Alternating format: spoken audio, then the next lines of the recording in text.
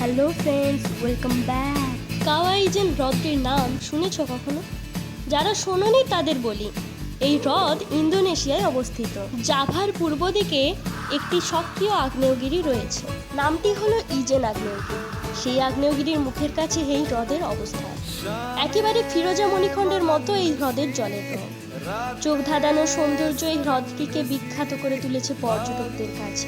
এখানেই শেষ নয়, রহস্য আরও আছে। রাতে এই হ্রদের গায়ে নীল রঙের আগুন জ্বলতে দেখা যায়। আগুনের রং সাধারণত কমলা বা হলুদ হয়, তোমরা সকলেই সে কথা জানো। কিন্তু এই হ্রদের গায়ে যে আগুন, তার রং নীলচে। স্বভাবতই তা পৃথিবীর অন্যতম বিস্ময় হয়ে উঠেছে। ফিরোজা লেকের ধারে সারিবদ্ধ খয়েরি পাহাড়গুলো রাতের অন্ধকারে কালো হয়ে যায়, আর সেই কালো রঙের ওপর নীল আগুন সত্যি এক অপার্থিব দৃশ্য তৈরি করে। এতক্ষণে তোমরা ভাবছো হয়তো এ কোনো আজগুবি গল্প, না হলে আগুনের রং নীল কি করে হবে? ওরে, আজগুবি নয়, সত্যি আমাদের এই পৃথিবীতে এমন আগ্নেয়গিরি আছে যেখান থেকে নীলচে আগুন ঝরে, আর তার বৈজ্ঞানিক কারণও খুবই স্পষ্ট। এখানে যে আগ্নেয়গিরিটি রয়েছে তার থেকে ক্রমাগত নানা ধরনের গ্যাস বের হয়। তার মধ্যে সবচেয়ে বেশি মাত্রায় রয়েছে সালফার, আর সেই সালফারের প্রভাবেই আগুনে নীলচে রং ধরে।